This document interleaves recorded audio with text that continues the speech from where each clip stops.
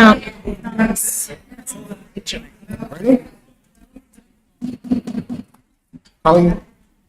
Calling this meeting to order.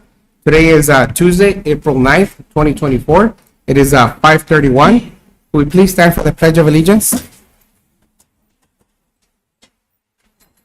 I pledge allegiance to the flag of the United States of America and to the republic for which it stands, one nation, under God, indivisible, with liberty and justice for all.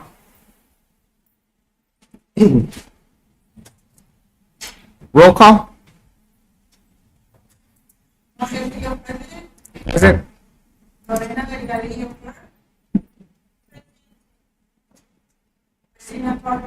Present.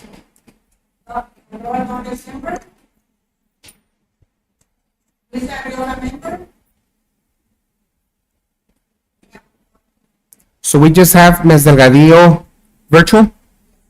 Thank you. Yes. Yes.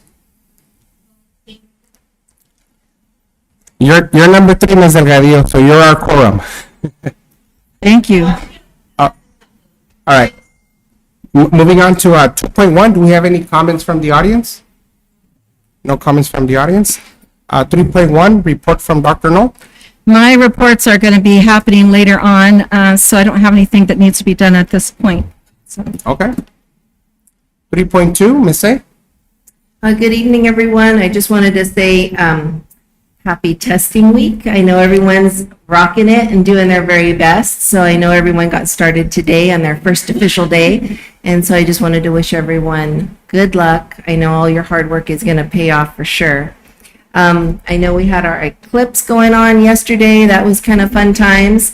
So everyone proceeded with safety measures and everything that way. And we notified parents, and teachers and staff were doing some fun things with students as they could, as they also prepared for testing, right? And then I just wanted to, are we good? And then I just want to say we had a good conference for the National School Board Conference. And I thought it was interesting. Every breakout session that I go to, everyone's talking about their different problems, you know, all the different boards. And I just became even more grateful that we don't have that in our community, that, you know, when we do have issues that arise or whatever, we work together to come up with the solutions. And so I think our community is really good, really inclusive, and we're focused on our students, and that makes the difference. So I'm glad we have passionate people. And that's it. Thank you. Can I add one thing? Sure. Lydia, would you stand up? We just finished the migrant audit. Would you tell them how that went? It went really well. And what did you ask Mr. Castillo, what cycle it was? Cycle 4. Oh. So, yeah, just tell them real quick how great it was, the results. Good afternoon, Mr. President, board members, and colleagues. I'm very excited. We got no findings. It was a very clean audit, monitoring. They were very happy with our procedures. They thought we were very passionate, very professional, very dedicated. And it was evident that families know us, our community is involved with the program. And overall, it was an amazing team effort. There are 10 items that we have to submit. It's a combination of a desktop monitoring and an in-person interview. So they were interviewing us all day yesterday. A little nerve-wracking, but in the end, they were very much happy with our work, and they were very appreciative. So we're grateful that there was no findings, and we're good to go. They were very complimentary. So Awesome. Thank you. thank you, Lydia. So moving on to 4.1, board member reports. Ms. Delgadillo.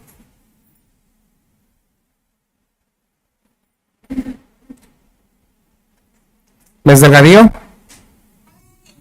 Yes.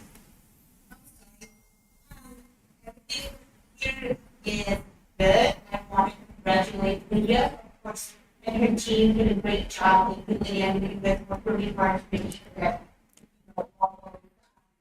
reports and everything that you do is done correctly, and your guidance to your team. Also, congratulations and good luck to all. And the reason I'm saying congratulations is because I'm sure and I'm positive that all staff, teachers are prepared for our students to take this exam. And so I think they do deserve congratulations. And also, best of luck. You don't need it, but I know the kids are ready and we're eager to take this test and get it over with. I know I was a teacher, so best of luck, and we're going to do this. Trajectory looks really, really positive. Thank you, Ms. Delgadillo. Ms. Clark? Ditto to the testing, everything that went into it. I know it takes a lot of effort and preparation on everybody's end to make sure that it goes smoothly. So I wish you all well during this testing. I also want to thank the schools that reached out and allowed us to participate in your Read Across America. Man, I really enjoyed the little ones. I mean, I like them all, all grades. They're great. But those little ones, they just, tug at your heartstrings. And one, I believe is Desert Sonora, they gave me a big, huge group hug, and it was just so sweet. So all the schools that reached out, thank you so much. Thank you. Also, I attended the NSBA in New Orleans this weekend. It was a fantastic experience. It's my second one that I've attended. You hear it all from different states, different places.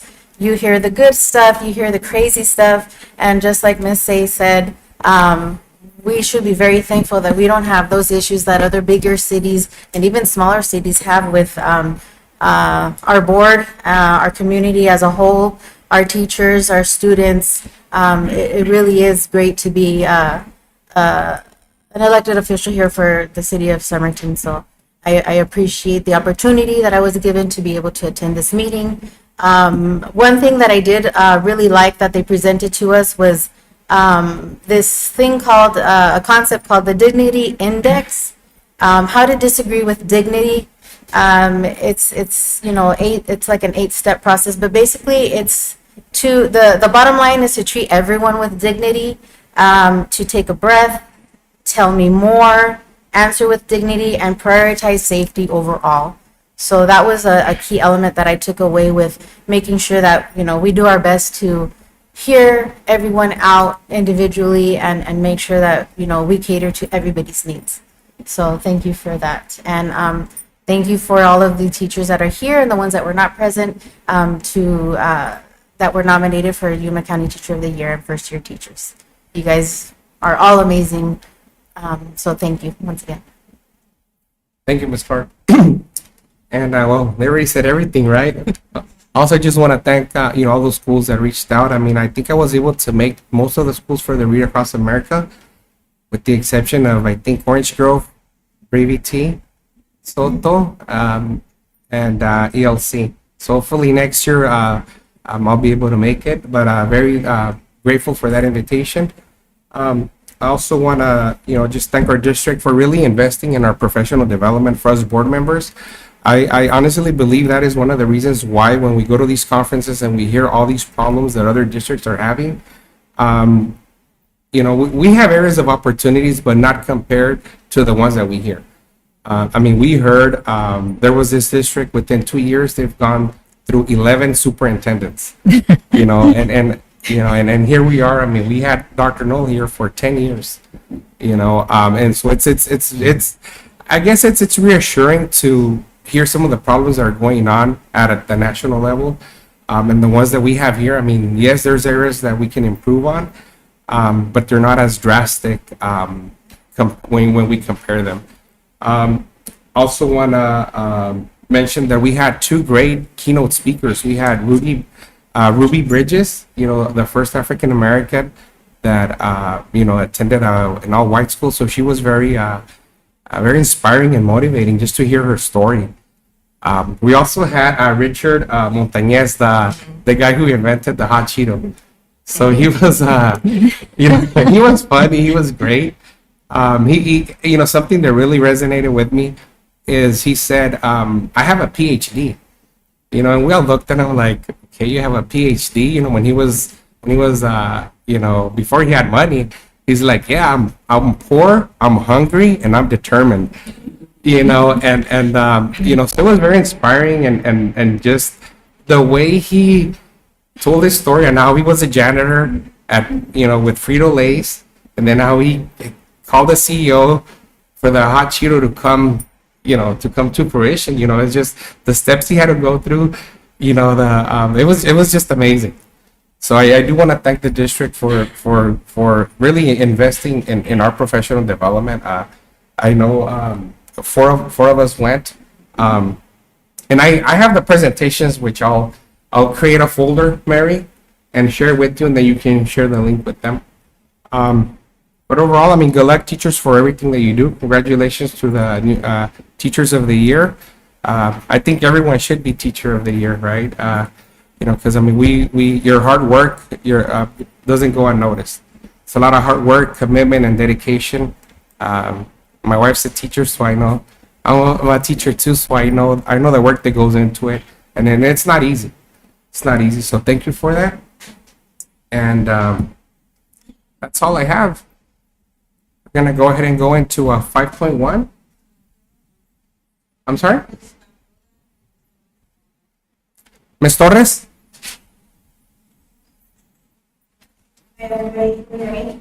Okay. Hi, Ms. Torres. Do we know what time they logged in? Okay. And Ms. Ariola? Yes, I'm here. Okay. So, Do you want them to make a report? you want to give your report, Ms. Ariola? Sure. Yes, I'll give my report. For me, going to the conference, first of all, thank you, teachers, for everything that you do, Teachers of the Year. Going to these conferences, it gives our leaders, our educational leaders, a little taste of what it's like in the classroom. How these policies are made and how we're going to bring them down into the classrooms and into the districts, and how we interpret those different policies. And we're in that as a teacher, and we're in that as a board member, and combining those two, it is very empowering, because now I get to see both sides. I get to see the teacher's point of view, how hard these policies, when they're making them, how they impact the teachers, how they impact the superintendents, how they impact the whole community. So being able to be aware and bringing these policies down to our level, in our rural district, it is very empowering, very, very empowering. And getting to hear these keynote speakers and the determination, and it gives us different aspects of different mindsets, and embracing everybody, especially those educators. And I was also part of the Read Across America. It also gives our educational leaders a little taste of what the teachers go through in the classroom. The motivation, what it takes to be reading to these kids, because it's not an easy task. It's not an easy task being an educator. So I commend you, teachers, with the limited resources that we have here in the rural areas, not just in Somerton, the rural areas.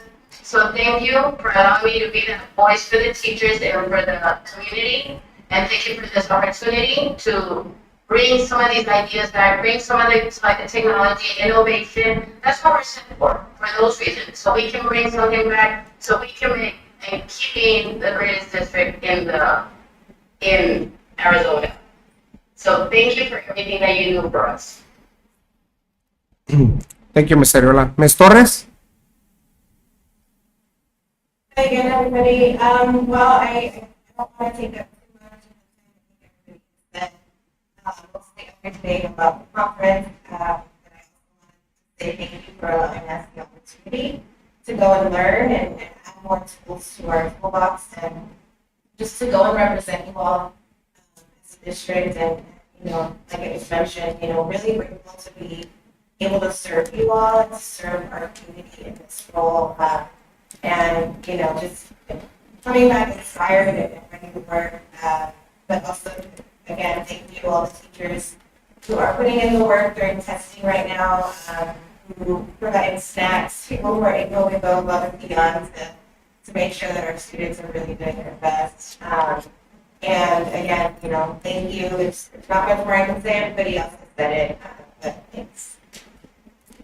Thank you, Ms. Torres. So moving on to 5.1, recognition of 2024 Yuma County Teacher of the Year nominees and outstanding first-year teachers. For this, we're gonna go to the center, right, Representative?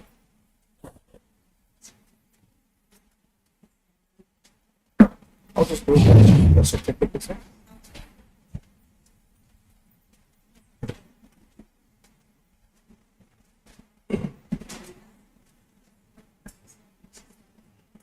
So,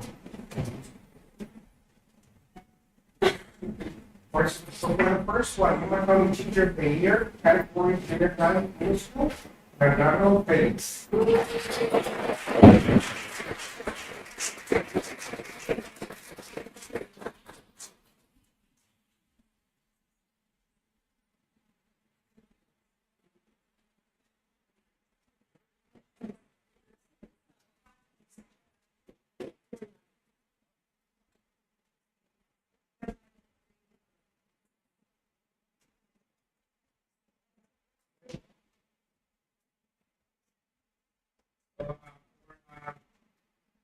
Primary grade, Orange Grove, we have Cynthia Castillo.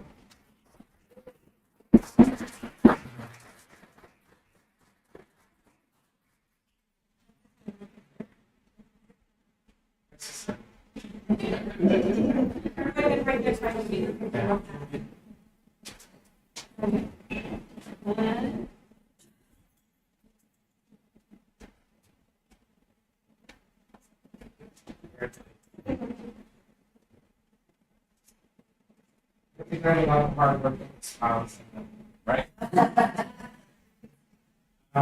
Haley Mason.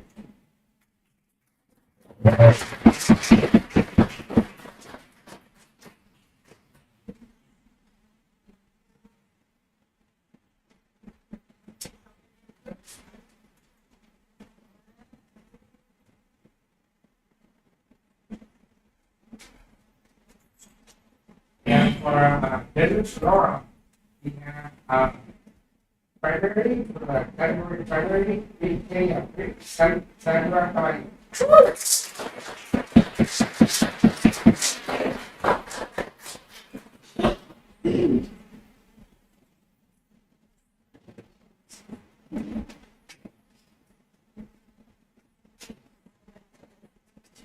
Sorry.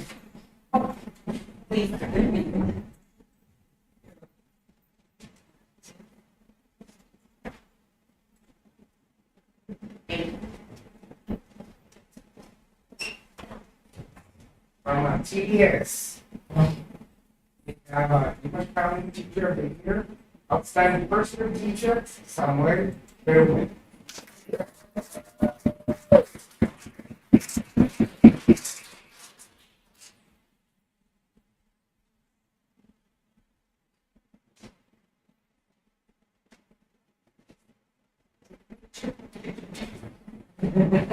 We have to come back. We have to walk back.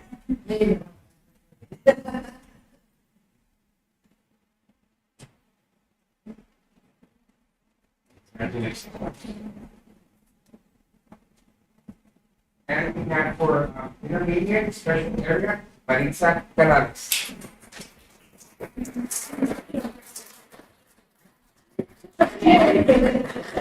Still shake your head, saying.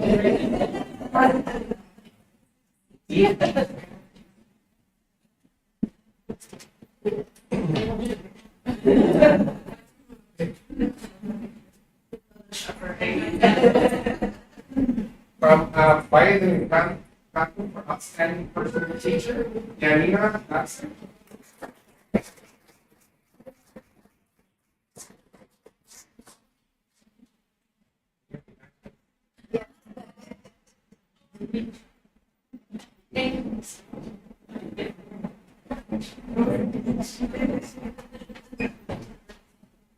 Everybody. It takes a lot to be a teacher. Yes. And for intermediate special area, we have Olga Moreno.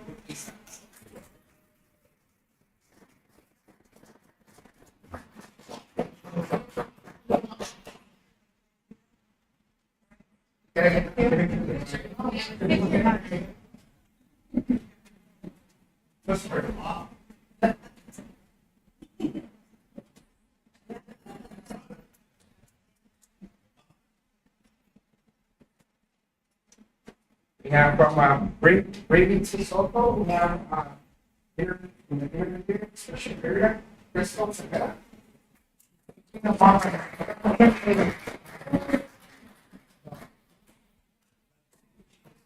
Take this number we have.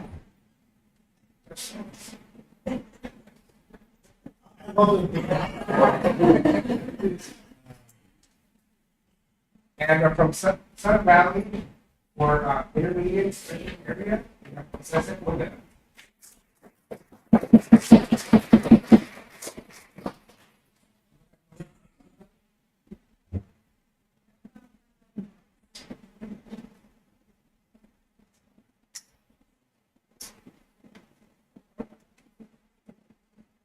And who did we?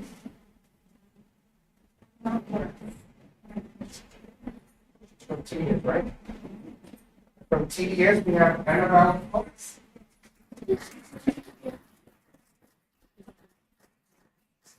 We're working on this. John Thomas. Yes.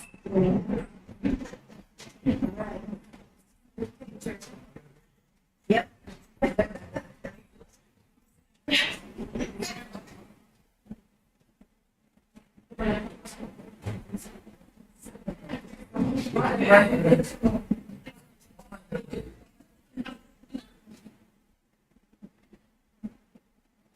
You guys all look the same?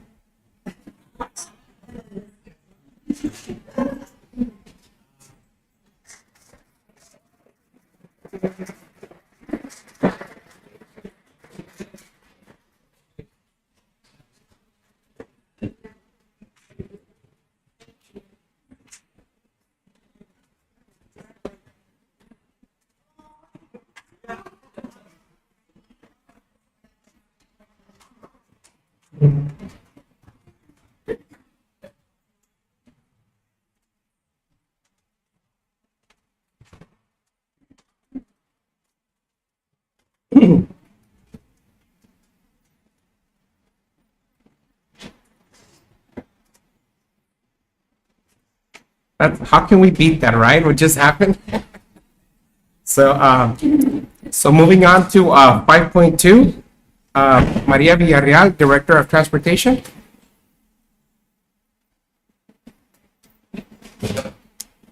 Good evening, President and board members and audience.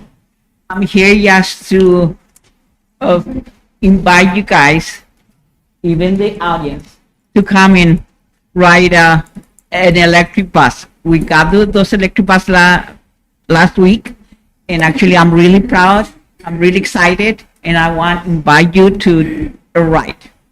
Just set up the time and the date, and we can be able to do it at your most convenient. Even it is 5 o'clock, 6 o'clock p.m., I'm available. Okay. Thank you. Hey, you know what? Maybe, We can do it tomorrow. Yes. maybe we could do it Tuesday, the next board meeting, like at 5 o'clock. Get here early and Okay, and do next something. month? Yeah. We can do that. Send us a reminder. Send us a reminder on that. I mean, we'll do Yes. from 5 to like 5:20, and then And you know what? It has a good AC. Really? Better than the ones that we have right now. good.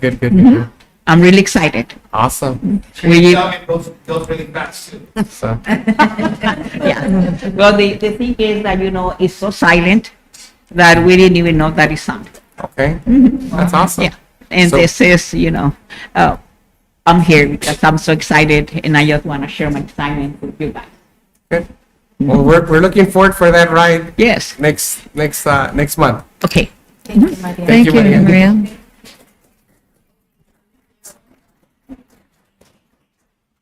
Moving on to 5.3, we have TDS coaches and counselor.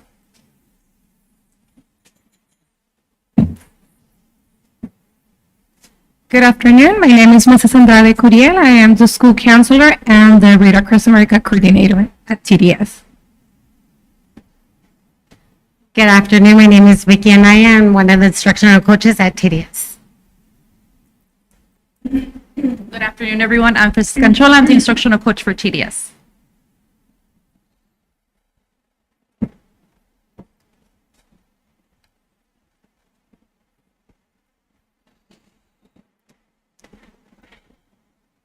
So we're going to go to the second slide. As you can see, we have the Read Across America guest readers. So I just wanted to say thank you so much, everybody, for participating and making this event successful. So thank you so much. And I would like to say special thanks to Mrs. Madrid. I cannot see the second one.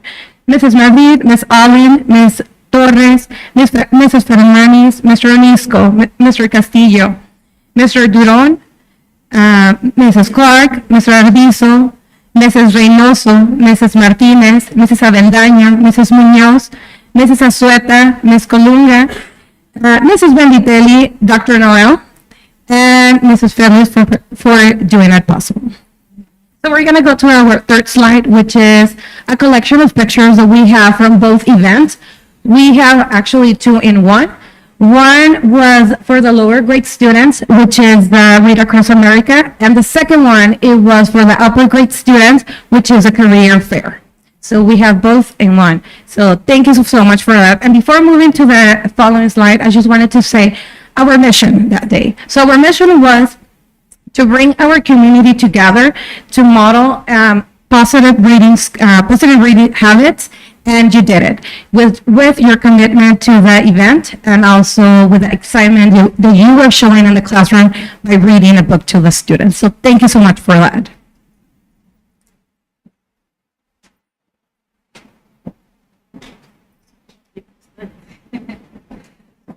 As Ms. Andrade was saying, for our upper grades, we organized a career day for our 4th through 6th graders.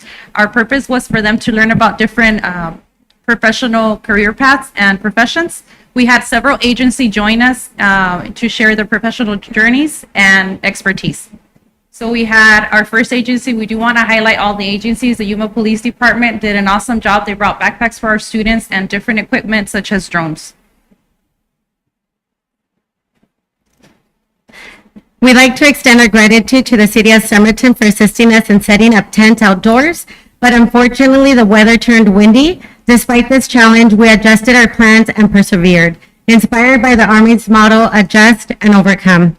The students and presenters alike had a fantastic time. One presenter even approached me days later, expressing how enjoyable the experience was. He recounted a heartwarming moment at the Family Dollar store when he was recognized as, "Mom, that's a lawyer." This made Mr. Lozano proud, and he shared the antidote with me. In the upcoming slides, we'll acknowledge and thank all the agencies that generously took the time to participate and share insights into the careers with our students. You'll also find pictures of the events. Next, we have to thank the U.S. Border Patrol and Protection, which brought the dogs and just had fun showing the kids how they get drugs. We also had the Lozano Law Firm. It was one of our most popular agencies. He brought the gown. He made role play with the students, which was really impressive for the students too. Next, we had YPG Airdrop and Delivery. They brought parachutes so the kids can try on and just different experiences and the soldiers itself. We also had the Yuma County Sheriff's Department. They brought different vehicles to display as well as equipment and real fact evidence which was really neat for the students to get to see and experience. Next up, we had the Somerton Fire Department. They brought their vehicles and were able to share everything of how they gown up. Unfortunately, like I said, we had the wind not against our weather not against our favor, but we were able to monitor. We also had the Somerton Police Department, which brought a lot of different gifts for our students and equipment for them to share. Next, we had the Yuma Regional Medical Center. Here we had Dr. Tejas, who is a sports medicine doctor, and he brought residents with him, and students were able to see how why math is important in the elementary years. Next up, we had the Arizona Department of Child Safety.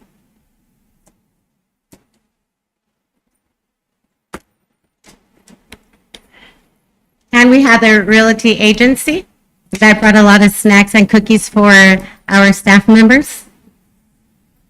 And the next one was a drafting engineer. He made it very relevant to math, and the kids had to do a coordinate, and it was a coordinate. Once they connected the dots, it was the background of TDS. Next, we have the Juvenile Probation Center. We also had the Somerton High School counselors.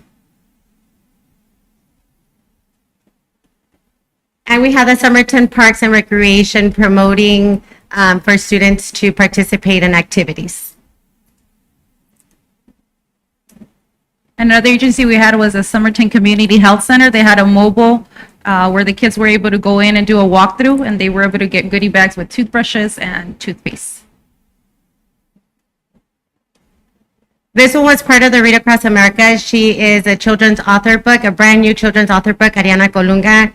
I'm proud to be her aunt. She came from Phoenix, and she was excited to read her book, and this inspired her to open it up and be able to read to other districts in the Phoenix area. And she is also going to send a signed copy so we can have it in our library. We also had KYMA TV come out and share their professional journeys with our students. And we were also acknowledged not only with different agencies and different land newsletters, but we were also acknowledged in the news, in the Sunrise Show, in the evening edition. So we're going to go ahead and play a clip. And here we are on the news.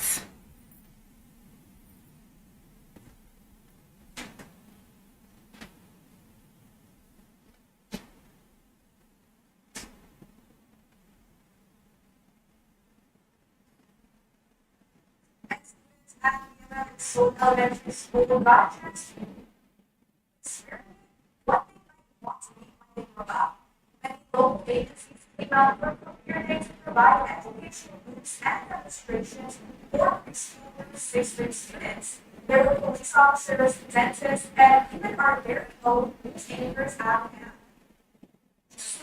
All of our agencies, and I want to thank you, Ryan, for being out here.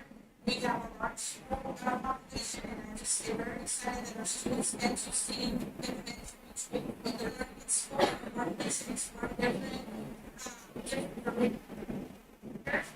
This is the school's first career day ever. They love making it in that moment. We wanted to share a little bit about what we're doing at TDS, and we want to thank you guys for allowing us to participate and present this to you guys. Awesome. Oh, we have one more slide. Sorry.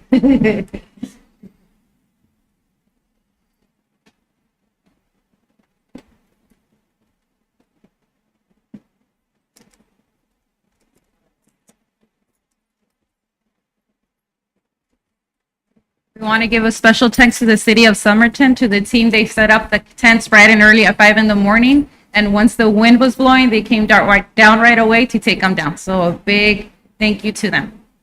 And this takes a lot of hard work and effort, but the smiles on this, to see the smiles on the children's faces was very rewarding in itself.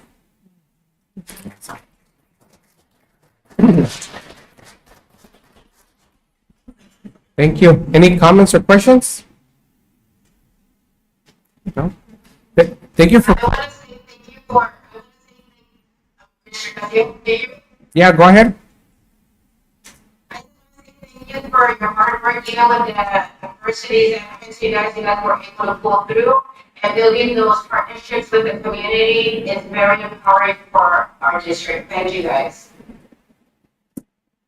Yeah, and I think, I mean, our students appreciate the exposure to different careers. I mean, I think the more careers and options we expose them to at a young age, it kind of opens their mind to, you know, all the possibilities that are out there. So So thank you for that.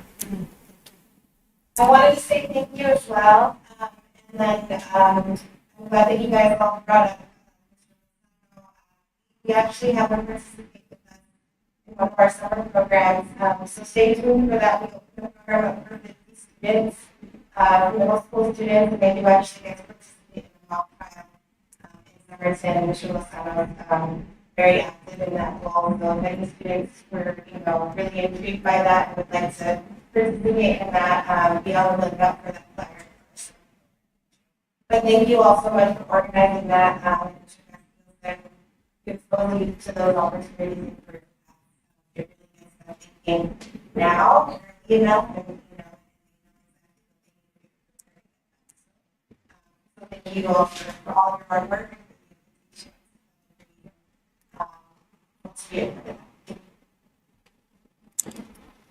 Awesome. So we're going to move on to consent agenda. Now, being that we have 3 board members virtually, we're going to be doing roll call for the actions moving forward. Does anybody have a question or want to pull something out from consent agenda? No. Okay. Need a motion? Make a motion to, Motion was made by Ms. Delgadillo, second, second by Ms. Clark. Let's do roll call. Mary? Aye.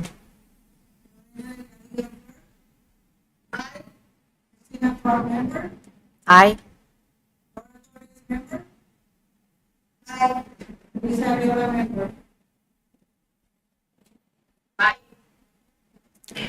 Okay, motion carries. Moving on to 7.1, discussion and possible action to approve the revised district paid stipends.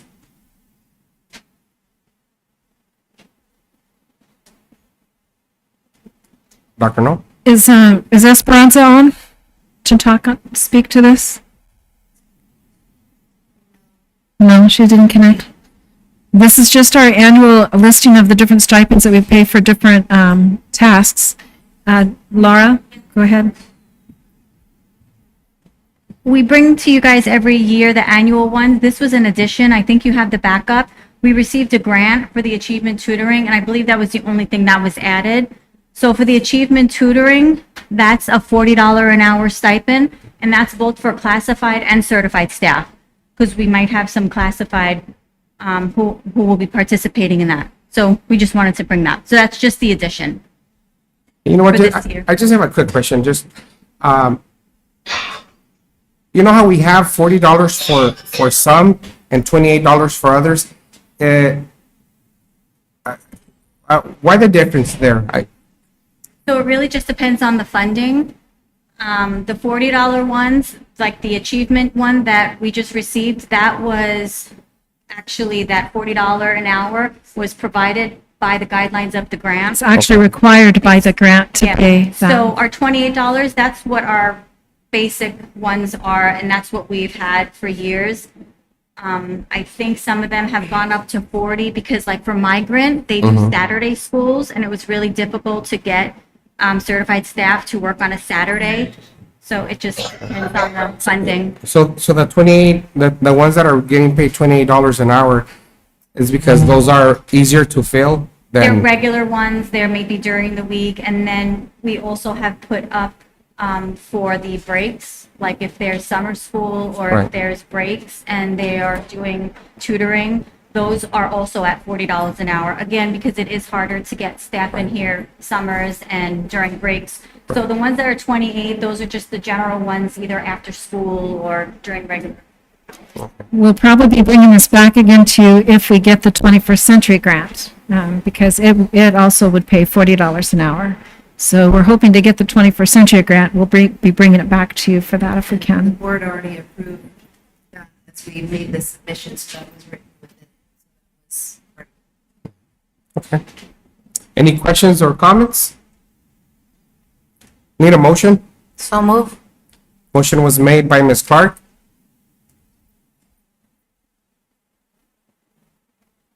I'll second it. Roll call?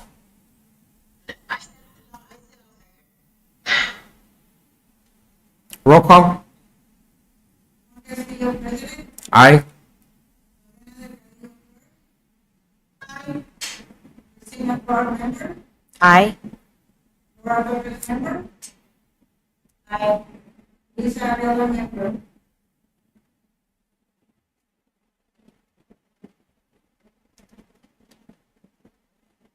Ms. Avila?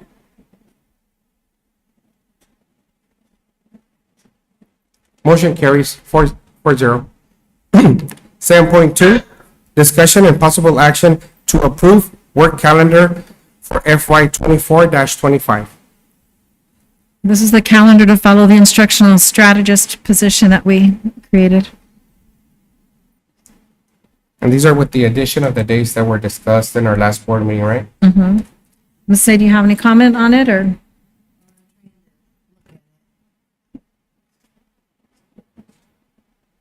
So no, it's the next one. There.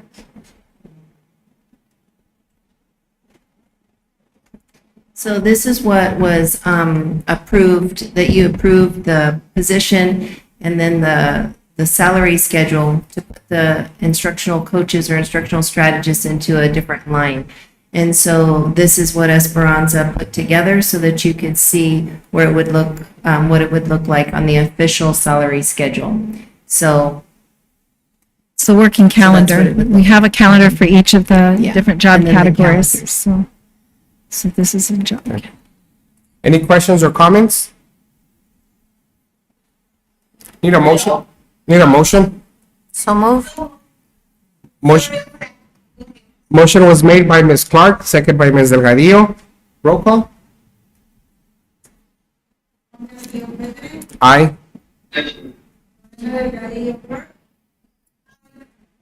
Christina Clark, member. Aye. Robert Torres, member. Aye. Lisa Avila, member. Motion carries. Moving on to 7.3, discussion and possible action to approve 4% salary increase for teachers FY 24-25. If you look at the letter that's attached to that, 7.3, 7.4, and 7.5 have to do with the recommendation for salary increases. We had talked about in the work study session, the different monies that we were expecting, and at this time, this is what we feel like we can recommend is 4%. And you'll see with each action, the first one is for the teachers, and then 7.4 is going to be for the certified administrative staff, and then 7.5 is for other teacher positions, and it's all at 4%. Okay. Any questions or comments? Need a motion? So move. Motion was made by Ms. Delgadillo, Second. second by Ms. Clark. Roll call. Aye. Christina Clark, member. Aye. Robert Torres, member. Aye. Lisa Avila, member. Motion carries. Moving on to 7.4, discussion and possible action to approve 4% salary increase for administrative and other certified staff FY 24-25. Same action. Need a motion? Make a motion. Motion was made by Ms. Clark, Second. second by Ms. Torres. Roll call. Castillo, president. Aye. Delgadillo. Christina Clark, member. Aye. Robert Torres, member. Aye. Lisa Avila, member. Motion carries. Moving on to 7.5, discussion and possible action to approve the teacher salary schedule FY 24-25. So 7.3 gave the teachers an increase of 4%, and 7.5 changes the actual salary schedule to include that 4%.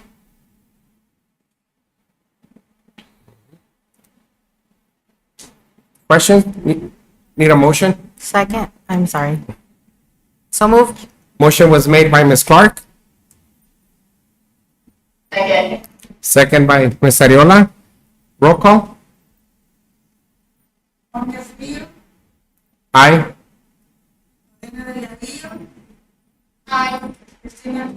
Aye.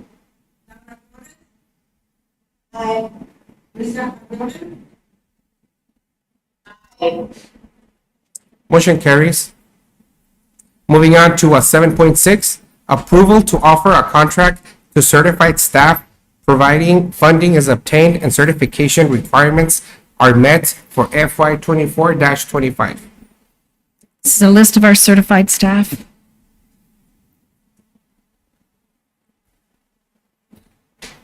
Any questions or comments? No. Need a motion? So move. Motion was made by Ms. Clark. Second by Ms. Torres. Roll call. Aye.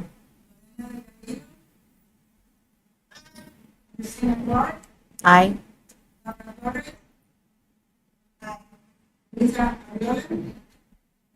Aye. Motion carries. 7.7, approval to offer a contract to administrators and notice of appointments for FY 24-25. This is certified admin, and classified staff. Same offering, contract offers. Need a motion? Make a motion over contracts. That is the one that was stated. Motion was made by Ms. Torres. Second by Ms. Ariola. Roll call. Aye.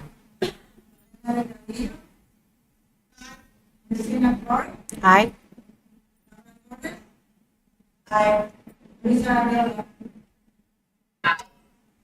Motion carries. 7.8, approval to offer a contract to Patricia Shepherd as instructional strategist returning from Educational Service, Inc., ESI, on September 3rd, 2024. So she's returning from retirement.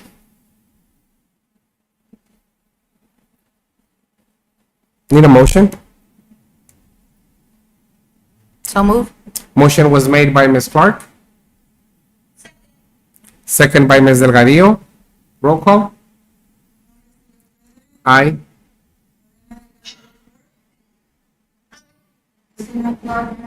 Aye.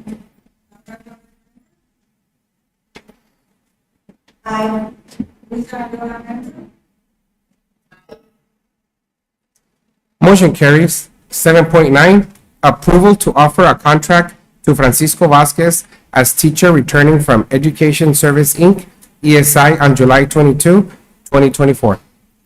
Same action, different person. Motion to approve the contract.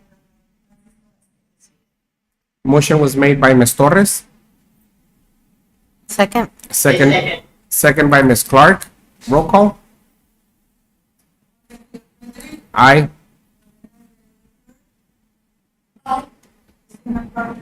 Aye.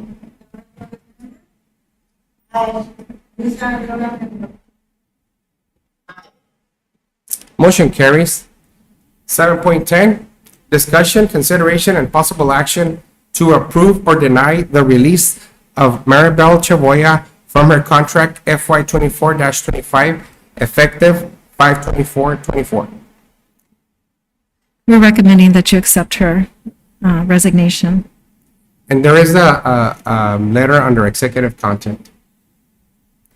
On 7.10, I think. Motion was made by Ms. Delgadillo, Second. second by Ms. Clark. Roll call. Aye.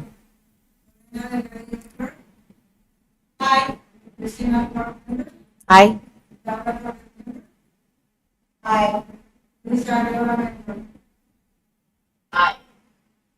Motion carries. 7.11, discussion and possible action to waive or fine 1% of Maribel Chaboya's FY 24-25 contract.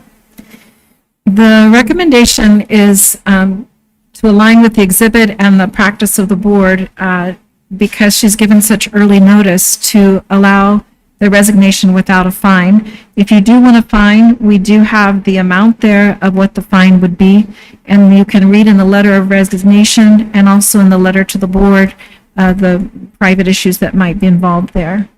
But Mr. Castillo and I, when we reviewed it, we thought it probably would be the will of the board to not fine. And because we have ample time for that, It's early in the season. and part of our practice, Doc, no, correct me if I'm wrong, is when they've submitted, before the year ends, they let us know we've waived the fee, right? We have done that. That has been our practice.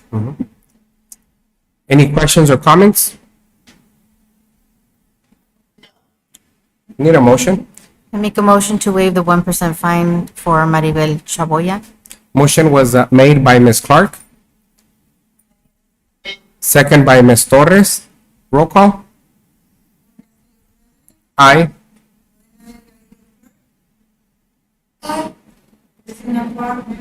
Aye.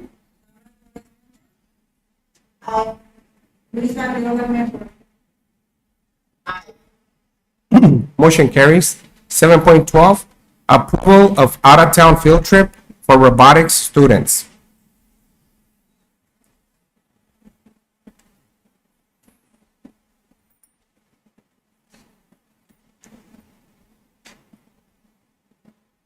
Any questions or comments?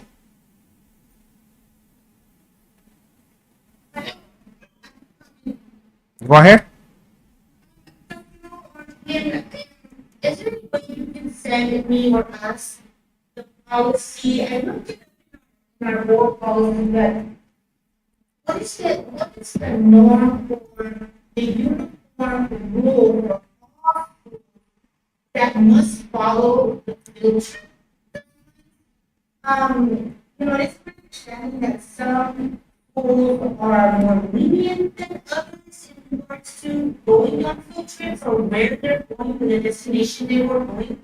Do we have set rules or set guidelines that all schools must follow?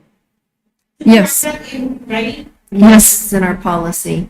It's in the board policy. Mhm. But I want to know if there's any internal within your administration for principals to follow.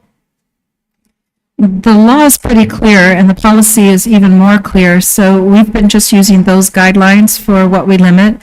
And our form that they fill out kind of guides them through the things that have to be, Pretty explicit. yeah, that have to be taken care of in order to go. And the fundraising is another part. It's, that it's all included on the form there that they have to sign into. So we don't bring it to you unless it's allowable. If it was not allowable, we wouldn't bring it to the board to look at. We screen them before we bring them. Right, and you know that not all field trips are determined, right? That's why I'm wondering if there's like certain guidelines. All out of state will come to you, and I believe even out of town have to come to you. That she's talking about in, I know that other town and out of state come to the board, I'm talking about field trips in general. so Bill, right, I think I understand what you're saying. So at each site, the principals are in charge of the field trips that happen in town, and they'll approve those. In our policy, they're supposed to, just as you see here, they need to make sure that they have objectives and they are educationally driven, especially if they're field trips for something like that. Now, what we have gone through is everyone understanding the difference between a field trip and a celebration. And so sometimes when they want to do, going to the pizza place or the, what's it called? The Wild River, sorry, it escaped me for a minute. They can do those at the end of their field trip, so they might go somewhere educationally, then they're gonna stop there for like the celebration portion. But what we're trying to encourage, because according to policy, we want to make sure that everything is educational. and they're going to learn something, or it's the culminating activity, or it's the starter activity to the unit they're going to learn. And in our policy, it also says that students shouldn't be repeating the same field trip year after year. So they shouldn't be going to Wayland's Water World year after year as a field trip. That might be somewhat of a celebration. That's something that has been earned or whatnot, but not necessarily the field trip. So that's what we decided to make sure that we begin enforcing as an administration, so that our students become more varied and they start to have more experiences than just the same thing every year. We want them to explore our area. There's a lot to see, and making sure that we do something like that. So each grade level should have something different. And, like, it's an administrative decision with all of us. And so I know that what we're dealing with right now is staff deliberating between what is a celebration activity and what is an actual field trip. And so that's what administration is trying to help their staff to understand, that we want to fundraise and stuff for the actual field trip, the educational field trip. And then they might add on the fun activity to that. They might end up at that place, but not just go to that one place. So that's what we're trying to get everyone to understand. Maybe we need to, my recommendation would be to put it in writing and make sure you have those Sure. Mm-hmm. Just with that off, the same thing that once school is allowed to visit, we all follow the same protocol. And so that way it's, we don't see that, oh, it's unfair. Right. Absolutely. We all need to be on the same page.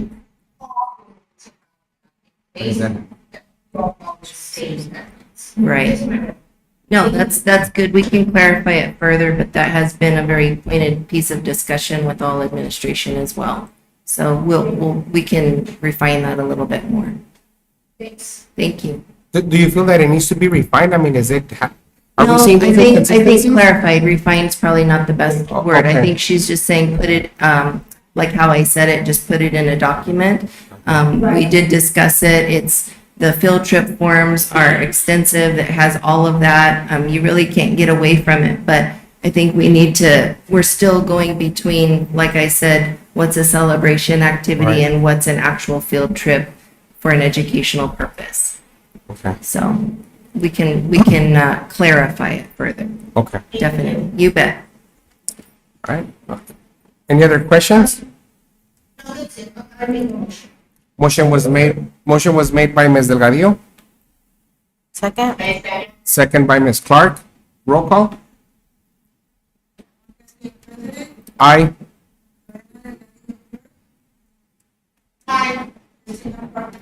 Aye.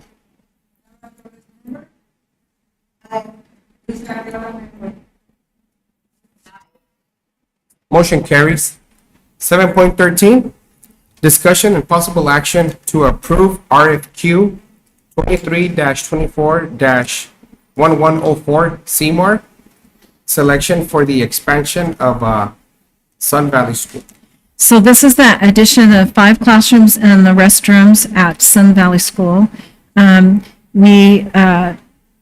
We started in the progress and we asked for a quote, thinking that we were going to be able to use one of the construction award, what's it called, the contracts, the state contracts, to get to be able to choose a construction company for the work. And what we found out is that in order to, if you go like on the state contract, then the contractor has to add 5% or 7%, depending on which contract it is, to their bid. So when we were alerted to that, then we did an actual search and we did the proper posting, we created all the documents. Pilkington Construction Company did submit a packet, and we had a team of 5 people who reviewed the packet for completeness and for content, and they chose Pilkington Construction Company to recommend as the CMAR for this added construction. And by doing this process, instead of just doing it under one of the purchasing agreements, we're saving between 5 and 7% on the cost. So that was why we did it this way. So we're seeking your approval for the CMAR for the addition to Sun Valley School. CMAR stands for Construction Manager at Risk. Any questions or comments? And we're looking right now at adding the 5. It's 5 classrooms and a restroom. That's what we can afford. So we have another phase that would be an additional 5 classrooms and what they call a hammerhead, which is a turnaround for the fire lane that would be in the back. So we have enough from that one-time money that the state gave us, that capital money. We've been holding on to that. And so we have that to use for these 5 classrooms and the restroom. It'll be over there on the west side of the office area there. And they'll have it set up ready to where, okay, we'll do this phase, and then in a couple of years, just to continue the rest, right?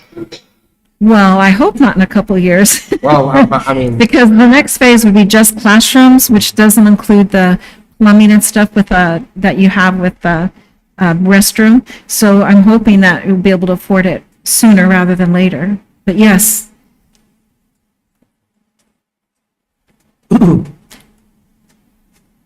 no questions or comments? No. Need a motion?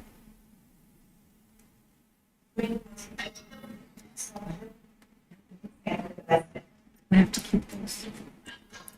I'm sorry, was that Ms. Delgadillo? No, Ms. Torres. Or Ms. Okay, motion was made by Ms. Torres, second by Ms. Ariola. Roll call?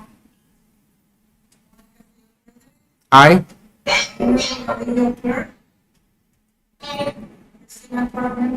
Aye.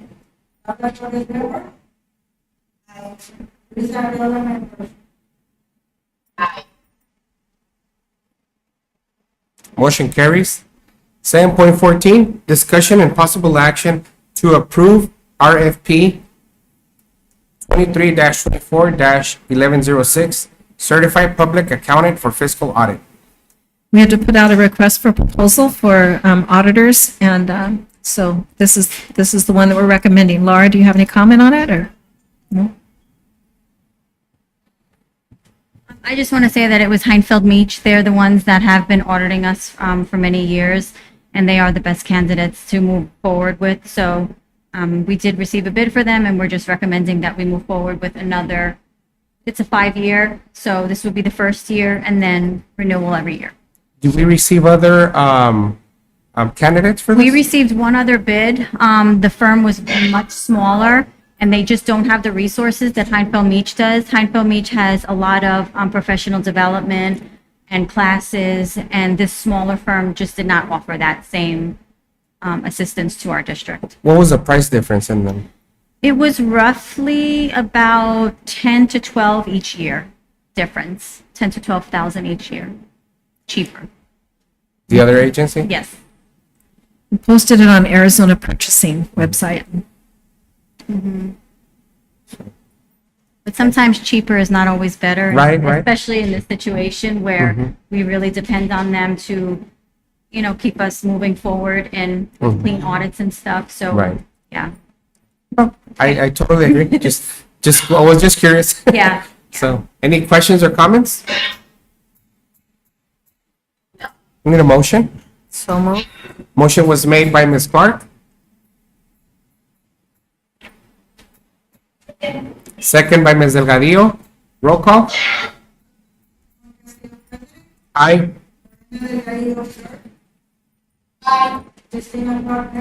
Aye.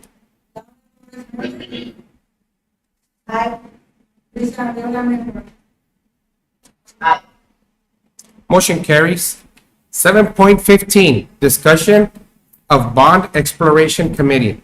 So this is board members who are remote. Under administrative content, you have a PDF that you could open, and I've given you a physical copy of it. I don't really want to post it I don't want it to be posted up there, Mr. Felix, Jason, because I don't want anybody to write this down and think that this is what it is, okay? What we're doing is we're talking about what might be in a bond. And so we're hoping that at the May meeting, we will be ready to present to the board a proposal for bond, and then they could decide whether or not they want to go for a bond. But Stiffel and Associates and Paul Yulin, who've done the different estimates, Mr. Guile, they're thinking that we might qualify for a $14 million bond. So then if we could go for that bond, what is it that we would do with it? So I've started, I did those community meetings at the different schools.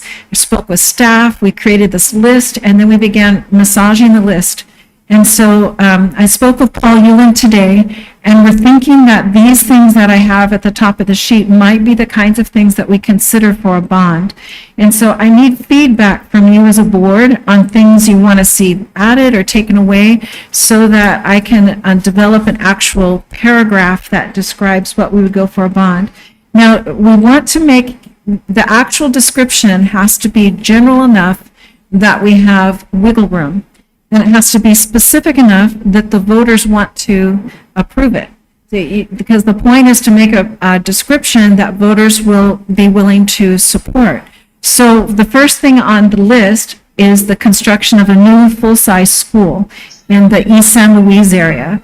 And we're estimating that that will probably cost about $11 million. That's based on the cost of the schools that we have already built and the fact that we already own the land. We own 10 acres that we can build on there. So we're thinking it's going to cost maybe $11 million. But don't write that down, Mr. Newspaper Man. Don't write down the 11 million, would you please? Because you can put down construction of a new school, but don't put down 11 million, because that we don't know. It's just like an estimation. So then the second thing that we could do is, like Mr. Castillo was saying, we could complete SVS. So add those 5 classrooms. We could also do the hammerhead and do the, and we actually have quotes on that. So about 1.870 million would be what it would be for doing the rest of that SVS construction. So that's definitely doable under 14. And then some of the things that when we went around to the meetings that people talked about was the looper lanes. They're all about the looper lanes. They want them paved, they want them better, they want them longer, more, they want them to exist. In a few places they don't exist. And so I listed some of the places where we could perhaps look at paving TDS looper lane, and we actually got a quote on a cost, on what it would cost to pave the looper lane, and that's written there for you. We could perhaps develop a solution for ELC, which kind of has a non-existent looper lane, and then Desert Sonora, maybe widening that parking area, or I must say, and they have some ideas on how we could improve that access and egress from Desert Sonora. And at Orange Grove, one of the parents mentioned that they would really appreciate having one of those signs that alerts people that they're coming to an intersection where there's a school crossing, something that like blinks during opening and release hours to warn them, because they feel like that corner there that sometimes people aren't paying attention to the kids going across. So anyway, so I listed those kinds of things. Those would all come under safety and security. We had at SVS, BTS, SMS, everybody wants shade. There's always some place that needs shade, like in the front area where kids are waiting to come in, perhaps like waiting to go into the cafeteria. There's just strategic places that different schools have asked for shade. So maybe that could be a part of it. And there's a climber equipment at Orange Grove that one of the parents was saying, we already have labeled that as something we need to move, but maybe we could replace it and move it away from the fence. It's for younger kids. So anyway, these are the kinds of things that I have on the list. What I need to know is if there's something else you think would be better to have on the list. When we actually make the paragraph for the pamphlet, it'll be more general language, but Paul was saying we could have a fact sheet that kind of gives more specifics about what those things contain. So I just need to know the kinds of things, if you want something different on here, or if you think that what you think. I think for me, I like the fact that we have something for every campus. You know, I think that's great. And that what's here, this is feedback that you got from school administrators and community members from the meetings that you attended, right? That's right. This is what they're asking for? These are the kinds of things that were repeatedly asked for, you know, as we went by, yes. I think if the administration is on board and that's the feedback we got from the community, then I think that's a need that we need to listen. And if we had more money, it'd be great, because, you know, we could build out BTS. They're already getting approvals for an apartment complex there that's coming in on that west side of BTS. So we don't, you know, I'm not sure how much this all will cost, but we have more than enough to be able to use that bond money for, so. I also just think that something to be considered is, I know, maintaining the buildings that we have. I mean, I don't know, if I remember correctly, I think at Orange Grove, I think the faucets weren't working, or the drinking fountains, or. Well, we do have our regular capital funding that we get annually, and that's what we've been using. And lately, we've been trying to leverage the School Facilities Board, which will pay more than $2 million to replace the middle school roof, but they're waiting for the state to fund their roof. And so meanwhile, our roof is leaking at the middle school and causing damage. So we are trying to use our own capital money for those kinds of things. And Mr. Martinez is really working hard to get linked with the School Facilities Board, so they'll pay for it. They've already approved us for, what was the cost of that roof? Was it 6.7 million for the roof?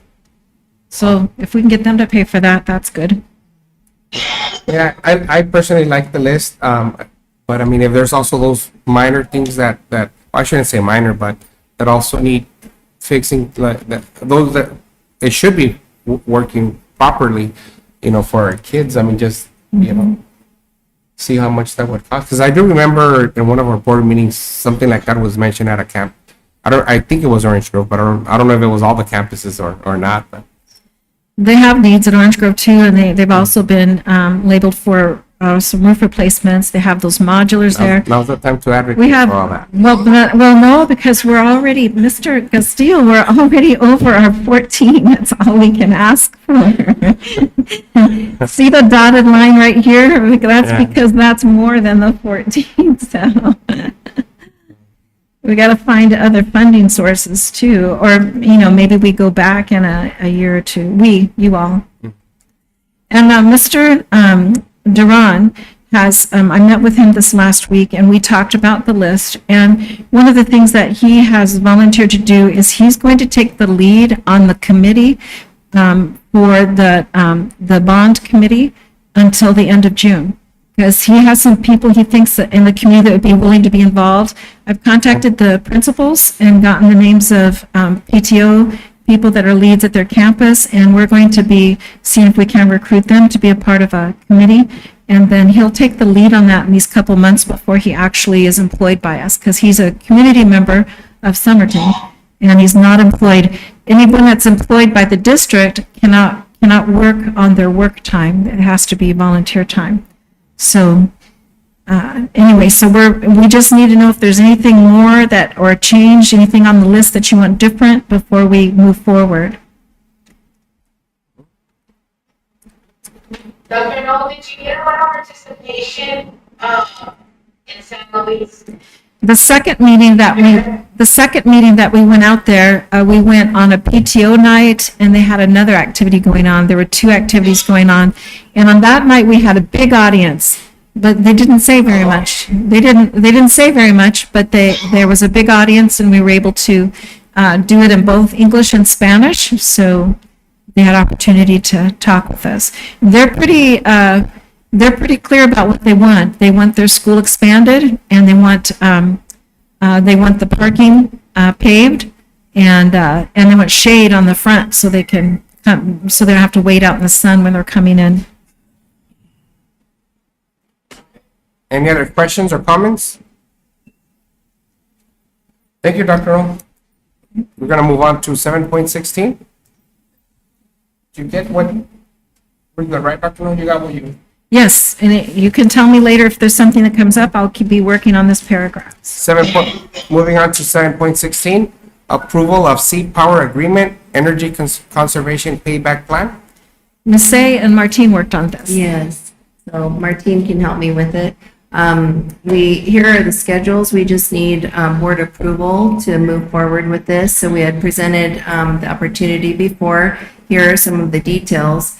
So as they assessed our usage of power, this is what our commitment value, if you look at the far right, you'll see the numbers there. And so that's the target that we're trying to hit whenever these events occur.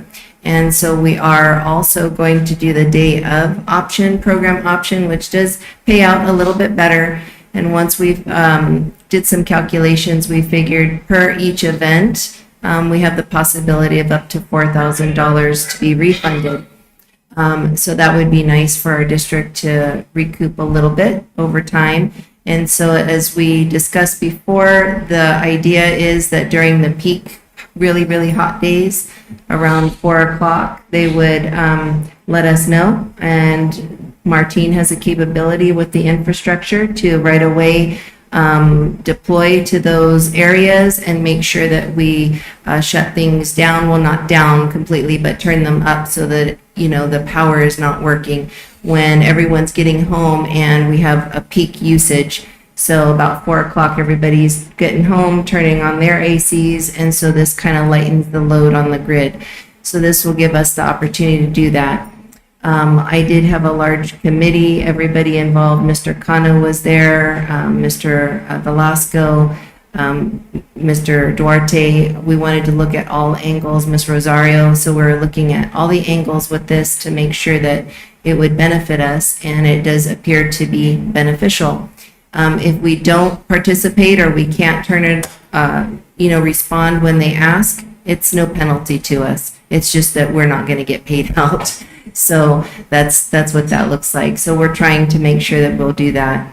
And they're always in the evening, so we don't have to worry about issues with staff being on board, except for we will need to tell them to go home if teachers are working in their classroom because it will get warm.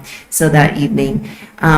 So that's what that looks like. It's going to be something nice for us, I think. So it's usually typically in the hot months, right? So it's going to be through June, July, maybe in August in the afternoon, evening. So it's from 4 to 9. And then Martine and his team, they're able to do that all electronically and make sure that we're complying as well. And then Mr. Cano, we wanted to make sure that none of our freezers would get turned down or turned off during that time. So they've selected the proper points that they would make sure to turn those up so that it wouldn't bother any of our food items and things like that as we'll be preparing for school.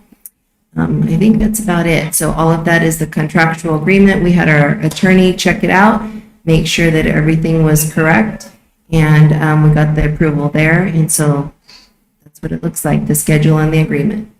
This won't really affect our, let's say, like our middle schools when they have their their games, their indoor games or anything, because I see that it's 4 to 9. That won't apply to them, right? We would just, if their kids were in there and we had to do that, then we would turn everything else off and they would have to continue. We might not make the mark of, 5 kilowatts or 9 Right. or whatever, but we want to try to get as close to that target as possible. But we're definitely not going to make anyone sweat it out when we've got kids there for sure. Yeah, because it gets pretty warm. I was at one of the volleyball games and the AC wasn't on and it does get pretty warm Right. in there. So I'm thinking about when Mr. Castillo said the sports events or if they have some kind of after school activity where it does get pretty warm. Right. That's the only thing. And there, yes, and so during those times, like I said, if we have an event going on, then we know we just can't comply, but we could maybe hit all of the other targets at the other schools, but maybe not at that school that is going to have the event. So say, for example, the middle school's having a volleyball deal going on in the gym can't be turned off, but maybe everything else can be turned up. And then all of the other schools can comply. So maybe we'll make, there's a percentage point. So maybe we make 80% of our goal. Well, we'll still get a certain payout for that. So that's good because it's within our range. So there's no penalty there's no penalty when we don't do it, but if we can do it, when we can do it, we can save money. Yes. Yeah. Martine, do you have anything to add to that?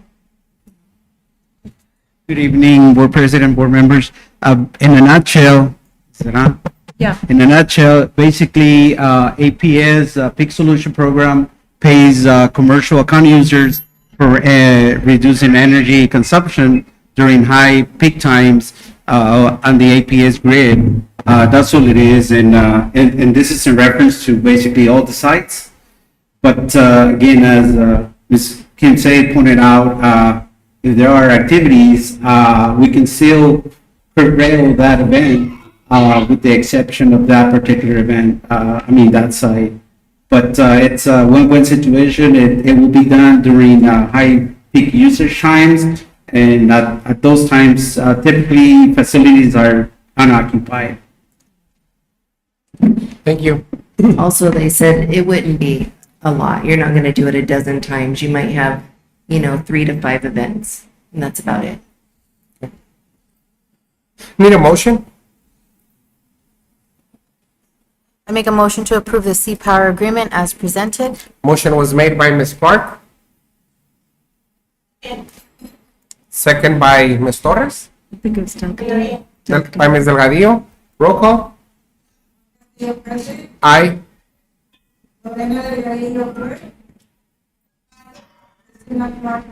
Aye.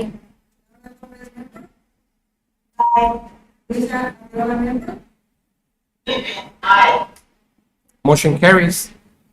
Moving on to 7.17, accept the 2023 audit for FY 22-23.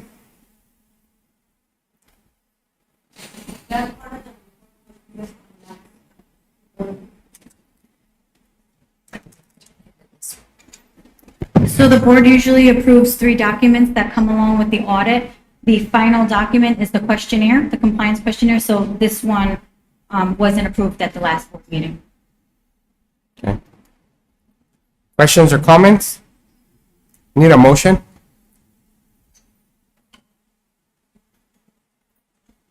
Motion to, oh, Motion was made by Ms. Ariola,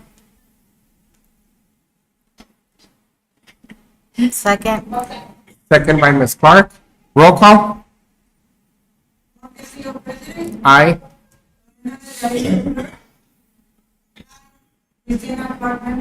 Aye.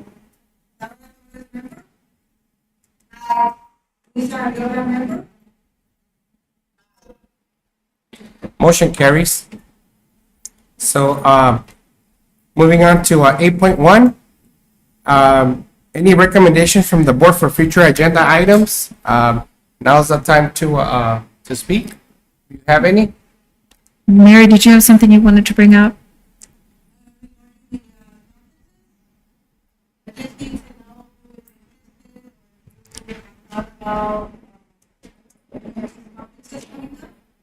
Oh, that's the next one. Okay. Moving on to 8.2, ASBA conference. There's the Summer Leadership Institute and ASBA Law Conference. Please let Mary know if anyone is interested on attending both.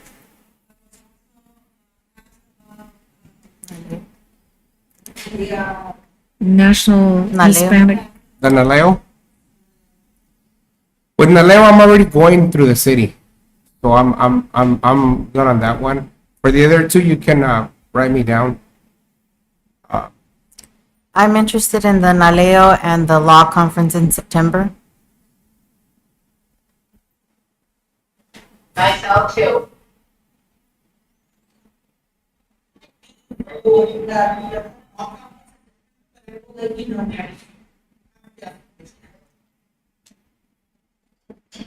Miss- I'll get with the father and check the dates. And don't forget, for those of us that went to the conference, Mary needs, what is it that you need, Mary? Okay, so, all sign receipts. You guys can get with her and she'll let you know what you need. Don't throw anything away. Need a motion to adjourn? So move. Motion was made by Ms. Clark. Second by Ms. Torres. I'm not gonna do a roll call here. All those in favor say aye. Aye. Aye. We're adjourned. Thank you, guys. Thank you, principals, for coming and For the everything. most part, I think so.